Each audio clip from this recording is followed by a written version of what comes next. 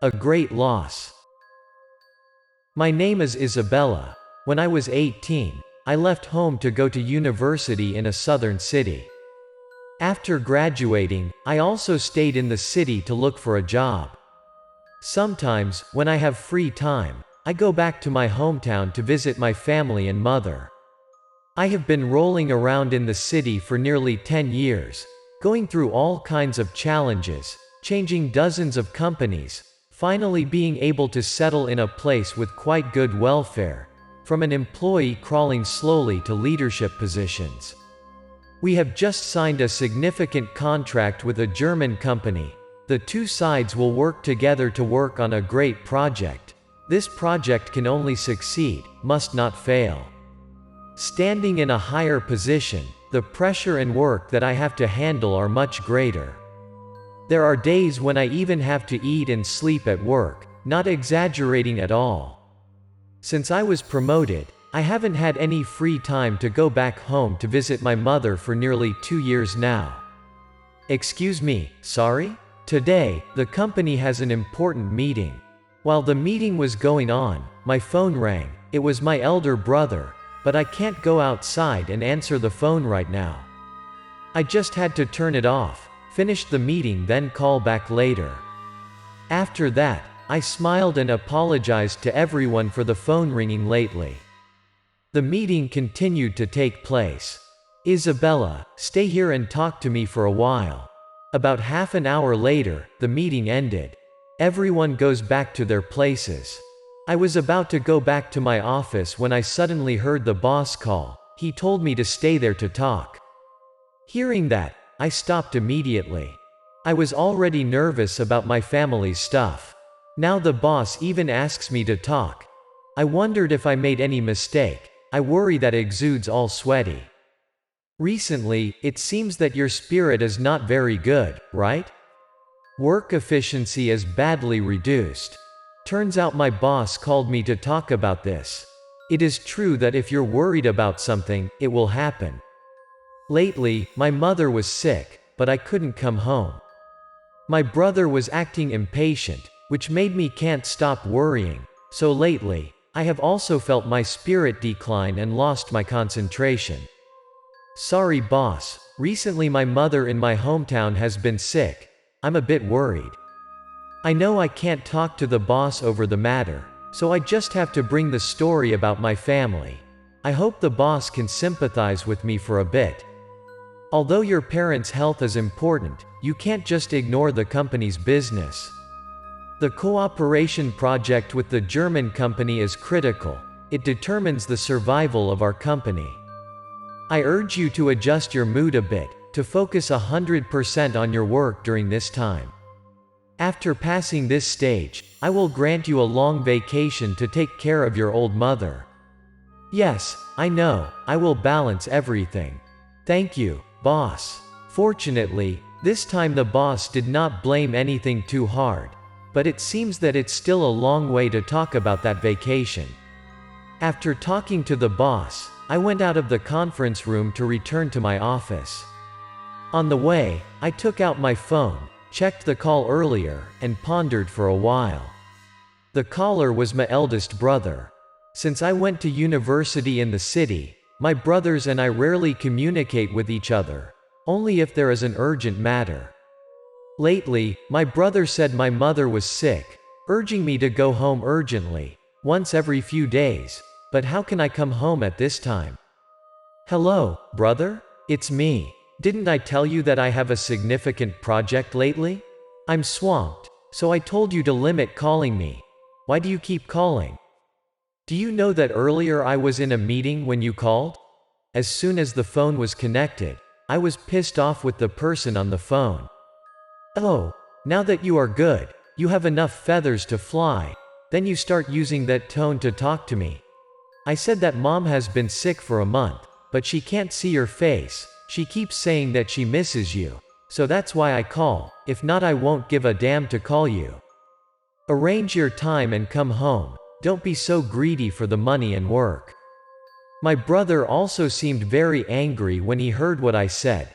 He replied to me in an annoyed tone. How can you even say that? Am I so greedy for money that I even disregard my mother's illness? I said I can't go home right now. Do you even understand human language after all? I have recently been under pressure at work, plus constantly being criticized by my relatives. It all makes me almost go crazy. What does my brother understand? How can he understand how hard it was for me to make it to where I am today? We ended the phone call in an unhappy state. I returned to my office sadly. Once I was sitting on the chair, I felt like I acted a bit too much with my brother. But it can't be helped, I don't want it either, but he keeps pushing me in such a way. I look at the picture placed on the table, then pick it up and stare. It is a picture of the whole family that I always carry with me. Ever since I moved into this office, the photo has followed me neatly on my desk. There are 5 people in my family, including my father, mother, eldest brother, second brother, and me.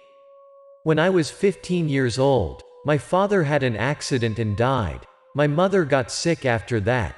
It took a long time to regain her health, but it was much weaker. I worked in the southern city. My second brother works in the northern city, but his job has more free time than mine, so he often visits our family. In my hometown now, only my brother and my sister-in-law take care of my mother. If it is true, I am an unfilial child compared to my 2 brothers. The bridge of my nose feels stinging, tears started to fall from my eyes. I lightly touch the picture, the memories gradually appear in my mind, unable to dispel them. I gradually immersed myself in the old memories, the memories of the day when I decided to leave my hometown, away from my mother. I still remember that day. The sky was very blue. I brought with me the only luggage, a suitcase, packed with some clothes and personal belongings. I have to go to the city to study. Mom accompanied me to see me off. She was not as strong as she used to be. She had to use a stick to support her every step. Her hair was almost gray too. You must know how to take care of yourself, remember? You too, Mom, you must eat well. When I have time, I'll come home to revisit you. I will definitely come home often, don't be sad. At that time, I even promised to go home often. I have to go home, Mom.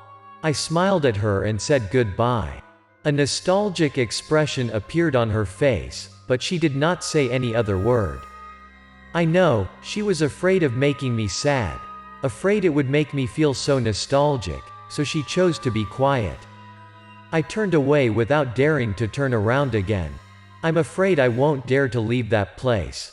I pulled the suitcase, and my heart was heavy, tears flowed on my face. I know, I was sad and crying. My mother was in the back, I knew she was crying. Suddenly, returning memories of the past made me unable to hold up. 10 years have passed in a blink of an eye. I could not fulfill my promise to visit my mother often. I could only stand this, embrace the family photo, and cry. Come in, Director Lucas, the representative of the German company, has already arrived and waiting in the conference room. I was crying when suddenly there was a knock on the door, and I quickly wiped the tears from my face with my hand. The person who came was my secretary. She informed me that the representative of the German company came to meet me to discuss the upcoming project. I put the picture frame on the table, quickly stood up to go to the conference room. Right now, I don't have that weak crying look. Lately, I have to play the role of a strong woman like usual.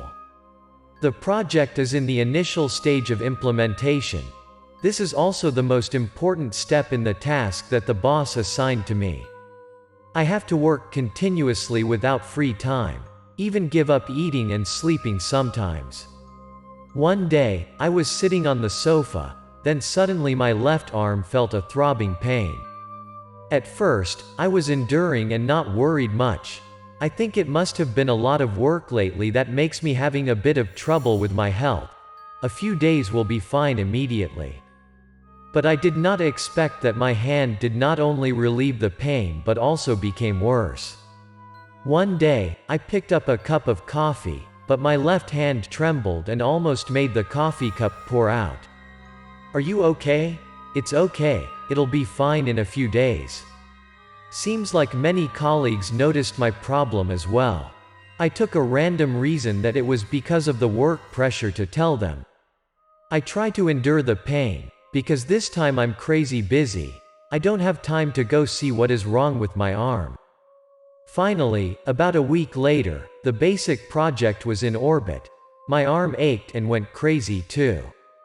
I took some time to go to the hospital to have an examination. I checked both the inside and the outside. The results did not have any pathology, the bones and joints were no problem too. Maybe it was because you were overworked. Have a rest for a few days to see if it is better. But strangely, the doctor could not find the cause. My arm kept hurting more and more. There was no sign of remission. I took a bunch of painkillers, but they were all useless. There were days when I was in so much pain that I could not close my eyes to sleep. In those times, I even had to hug my arm tightly and cry, my forehead pouring out a few layers of sweat. "Your work is done very well. The rest will have another department to take over. You don't need to worry anymore. You have been working quite hard lately, so I decided to give you 15 days off to take care of your mother back home. I can finally rest." Indeed, hearing these words from the boss makes me happier than digging gold. I quickly booked the bus ticket the next day at the earliest to return home. After work, I bought a lot of good tonics for my mother. When I got on the bus to go home, I suddenly felt relieved. My hands no longer felt pain. Maybe it was confirmed that I was under work pressure. "Mom, I'm home." When I pulled my suitcase home and saw the gate open, I said aloud that I was home, but there was no movement at all. I wonder if everyone is at home or where they are. Oh, the busy one is finally carrying her face home. I entered the house and saw my eldest brother, my sister-in-law, and my elder brother. Everyone is all here and gathered around mother's bed. "Daughter, finally you're home."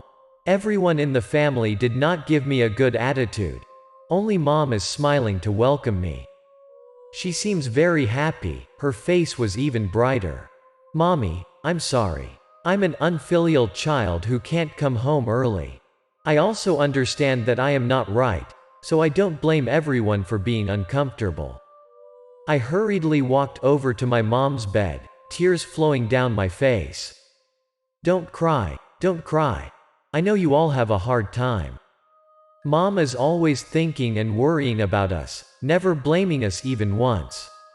I can't stop crying. Suddenly, the pupils in my eyes narrowed. I saw something that surprised me, mixed with pain. On my mother's arm was an ulcer, which seemed to be quite infected, and looking closely, I can even see her bones. That ulcer was the same place where my arm was hurting. Maybe God could not accept an unfilial child like me, so he wanted me to bear that pain with my mother. The following days, I spent all my time looking after and talking to my mother. I see her face much brighter than the day I first returned. Mom finished everything I cooked and complimented me on cooking well. We had such peaceful and happy days. I wish this time could stop forever, so that this moment will never be over. I also wish she could be cured. I wish she lived forever with my brothers and me. But that wish seems a bit of a myth. I stay home until the 10th day. That day the sky was also apparent. My mother passed away relatively quietly and gently. The brothers and sisters wept and cried for half a day because of this pain. I stayed for the last few days to take care of my mother with my brothers. Maybe mom has gone to heaven. After the funeral ceremony is over, I have to book a ticket back to the city. While sitting in the car, my heart aches a little. I know that from now on, there isn't a person in my hometown who is always looking forward to me anymore. There's no longer someone I love. I regret that I couldn't be with my mother more, but now it's too late to regret. Whoever has parents, please cherish and spend more time with them.